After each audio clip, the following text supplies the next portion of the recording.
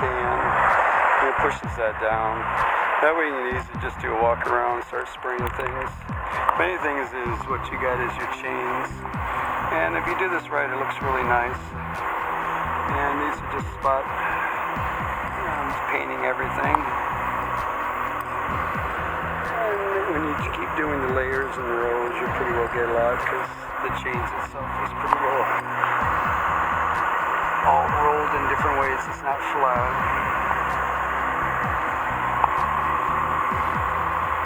It's pretty simple work here. Everything gets dirty under here. So you can see where all this is just a nice little layer here of protection. And you just keep doing little by little, it'll get thicker. And all this is exposed to the outside, so if you think you want to make it look good in a couple days, you'll see it gets dirty. And you just want to put a nice layer of this on there. It looks good when you're going down the road, especially in the summertime. And right now with Colorado, it's the end of May and the beginning of September. So when you have that, you're thinking, why bother taking the chains off for a couple months when you got to put it back on? And you got to carry the chains by law at that time. And it's usually $800 to $1,200 fine. Depends the weather. If they are getting chains, if everybody's got to carry and you don't have any at all, then you can see where they look at the fines different, or they're putting them on and you came up without that. It's much higher. But it's all about spanking you. You realize that if you don't get this and learn, then they'll teach you, but usually it's the hard way. It's mainly paying fines and tickets. Well, this looks good. It's very simple. I just keep the trigger down because it's just chains. You're not painting a car.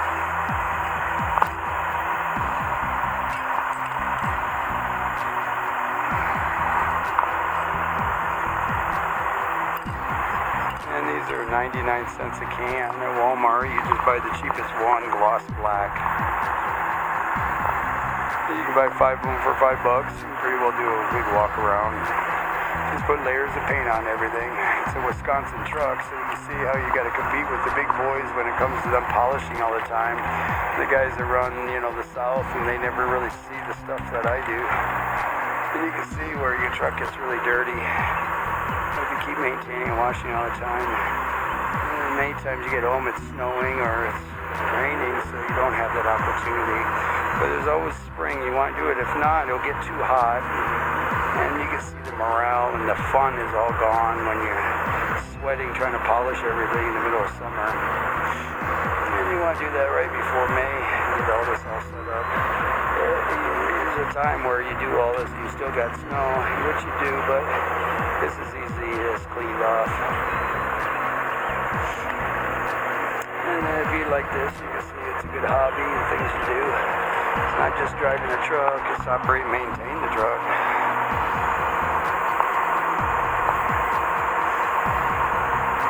As we slower and take your time, get used to a paint gun that auto shops, body parts have. It's the same kind of method. You do it this way and how you trigger it. And then you realize that it's just slower coming out of the gun. You just gotta go slower instead of painting with big array, and that's quicker. But every little inch helps here. And you spent a little valuable time to get that done, and it looks really nice when it's done. Nice if they're all chrome hanging, but that's truck show stuff.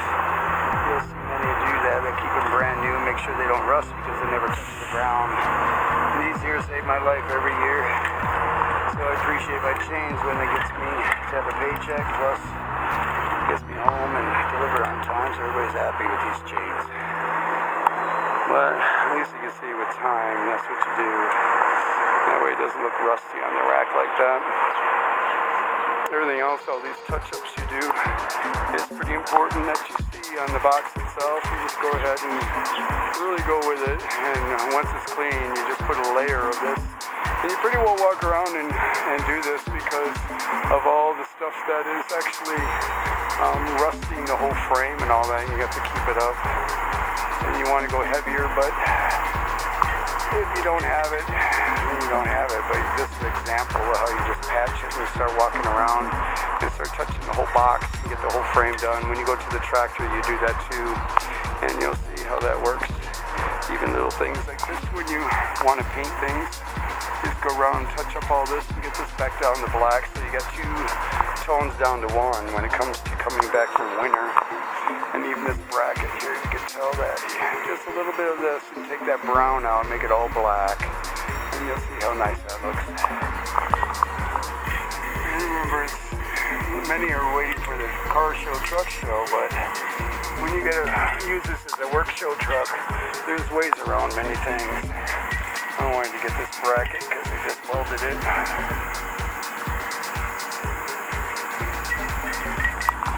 With this method, you really have to keep it up, not too heavy, but you really have to catch up. Even when you see DOTs come and check everything, your brakes and all that, they want to see a nice clean truck. When it's all patchwork with rusty welds and all that, they really look at it. So you really want to grab it and start painting it right away.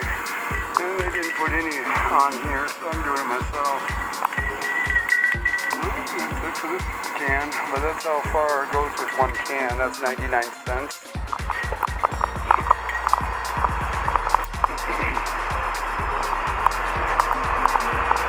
I'll do the landing gear. And you can see in the frame here, I'll do all that because that gets rusty and splashed around. All this will be black.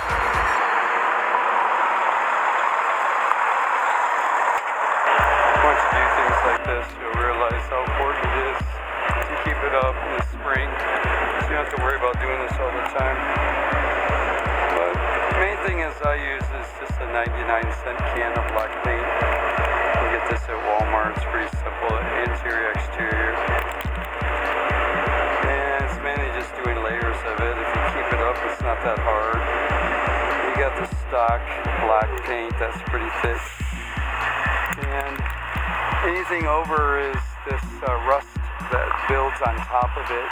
And I usually put a layer of this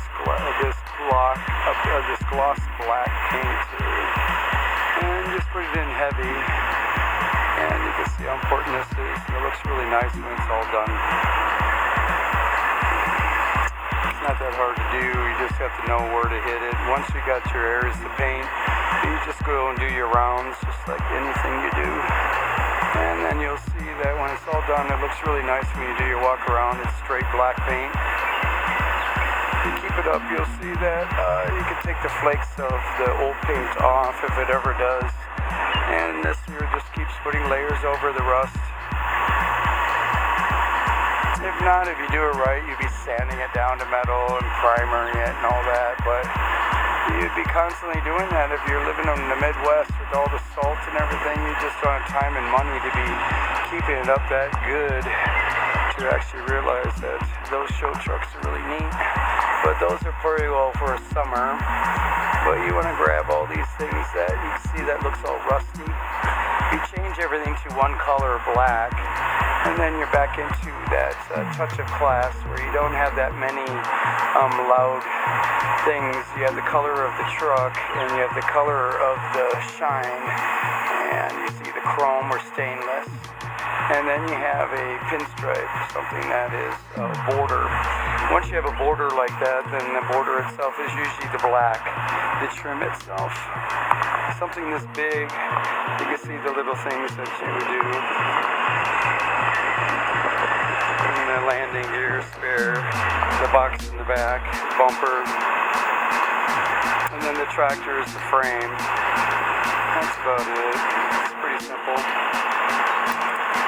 I want to do this enough to show you one side. I don't want to get my lens full of paint, so I want to show you a little bit. I usually just hold these here, go around it, going black and heavy, and then wait till it dries up and fill it up so it doesn't droop so much. If you're a good painter, you'll see you can trim around it too.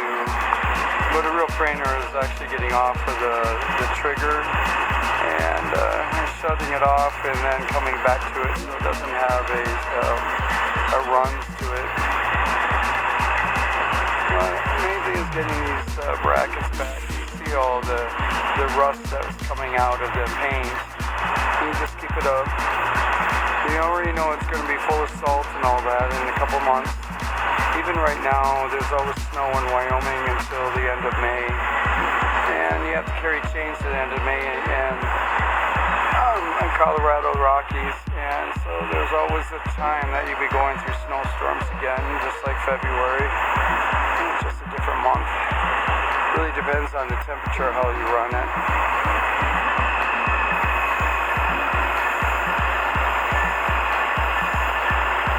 Areas like this, mowing the lawn. But I'll get these new caps. It looks like this one here is pretty well dirty and grubby. A little bit of steel wool really cleans up all these caps. Even if they're plastic, you want to put some Windex over it or some real good cleaner. Simple Green is a good example. I like orange. Orange is a good cleaner.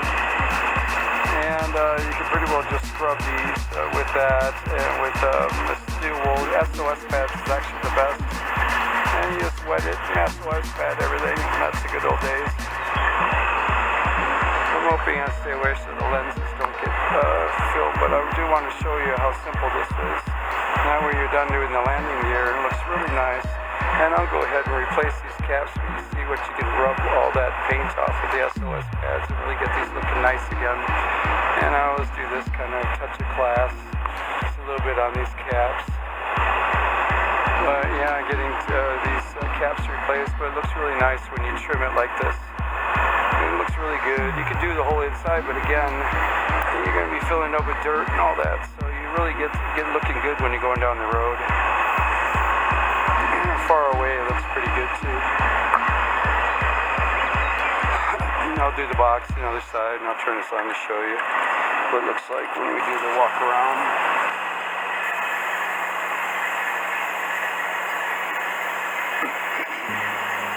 Yeah, just doing the outside, right between the tires. You can see where everybody looks at. Try to go a little lower, so car level, all the way up to standing, what they see. And you try to really go ahead and make it a one color black. And you want to go around this box and really get this done. Once you take tires off, you can see the other kind of look. That really helps.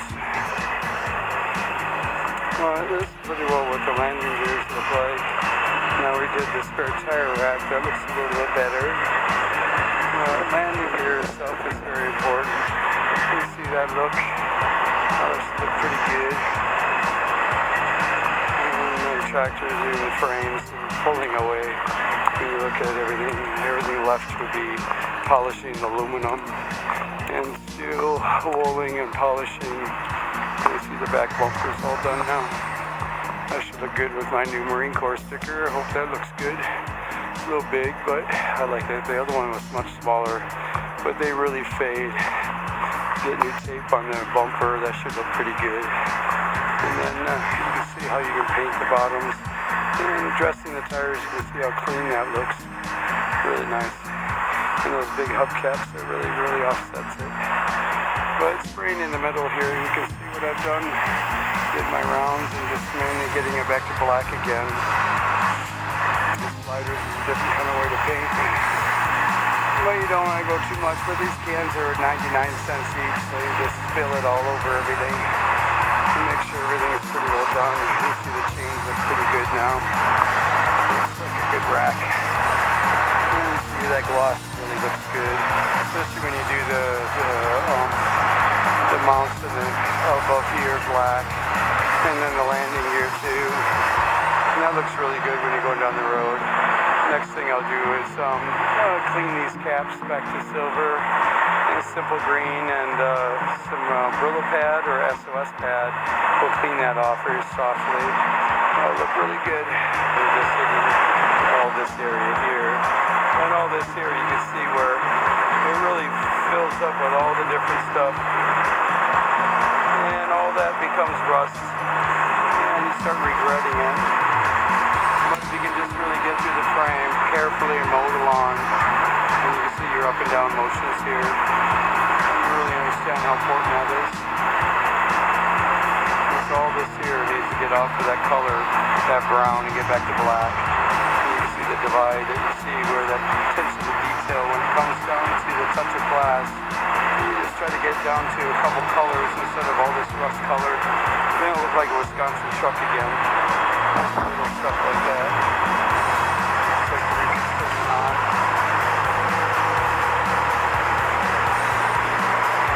It's already getting out the season here.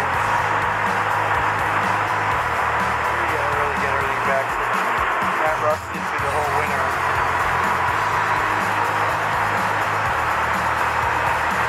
That really helps. Looks good.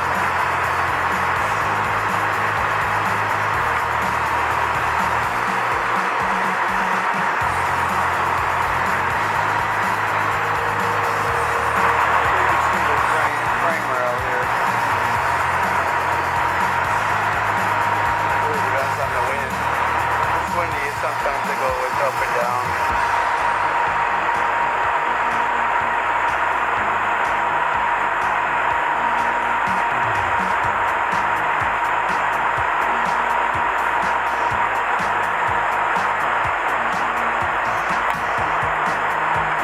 I like it when it goes sideways.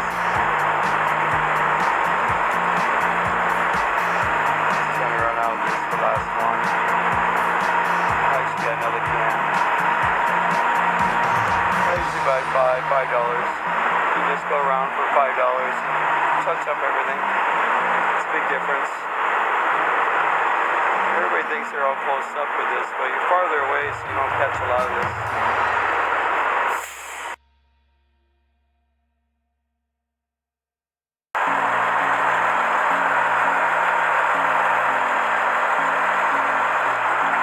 Back in Minnesota up here.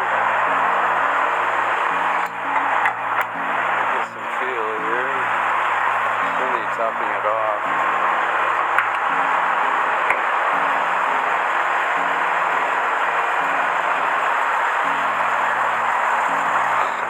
The winds are pretty strong here.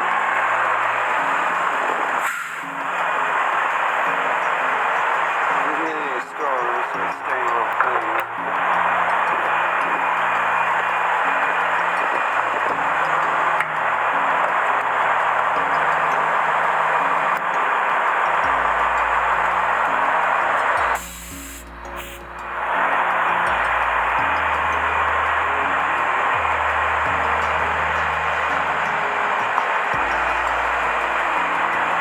Landing gears are still looking pretty good.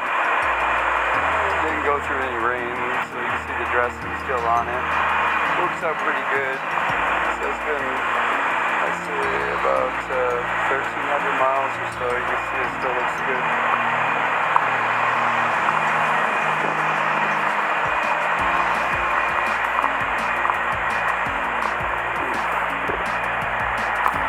And with the caps, you can see that really helps the rims out. Looks pretty good. And my flaps, you see we had a problem with that. Alright, that's all done. You can see how that looks pretty good. And spots some paint on and everything, so it looks really sharp. Doesn't look like rust and black. You want to have it one color. It looks a lot better. This bumper, I like to get that tape on there. Other than that, it's doing pretty good. I got about 3.5 more hours to go. I'll get this butter off.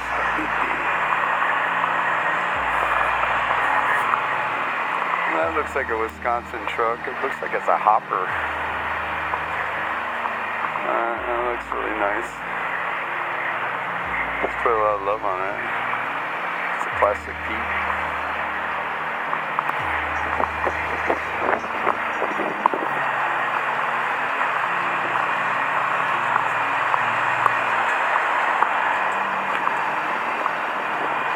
This is nice. This is a little leveler. You see at that 34,000 pounds. So I got just below that. It's about 300 pounds less. But these are nice. You don't have to worry about the scales if you really get into this. The catch is a lot of guys don't like it because it doesn't have accurate. But why it's like that is because the dock locks were on. Once it's locked, it doesn't really have any calibration until it's unlocked. The dock locks are actually back here. So when you pull your buttons and slide everything, you have to wait till these here unlock your docks. Once you can see what this is, this actually slides underneath here. And that way this doesn't have a bouncy spring when the forklift comes on to inside the trailer. So when you pull your trailer brakes, these lock right into the suspension. And it doesn't bounce around, so it doesn't bounce away from the loading dock. And when you have a weight on the forklift, it'll bounce and this will sag right down. And when these locks actually release, then that meter will show accurate. And that's the problems everybody's having because they don't remember. You have to wait for these to be unlocked for that gauge to be working properly. And I have never had problems. It's very accurate. They have digitals and all that, but that's the trick is those dock locks have to be released and it works really good. You can see how the chains look really good when you got them painted. Just that 99-cent can is pretty neat. Where you can do a lot with it, especially as landing gear. That looks a lot better, especially when you drive by. I'm going to replace all these to a different style like I have on the tractor.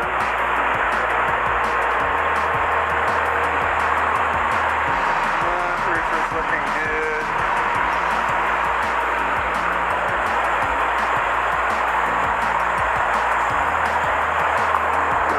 Busy day. It's very windy out. And a lot of empty ones have to wait because it's up to 50, 55 mile an hour winds up here.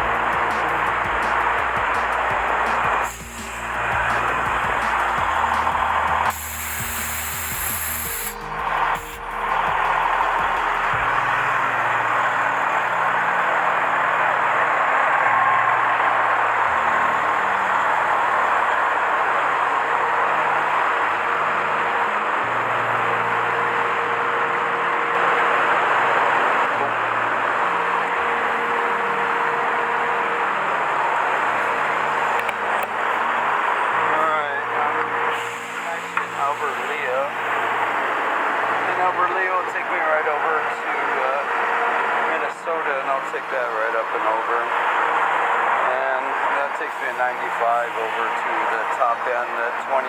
That takes me to a butter plant up there at Grassland Dairy.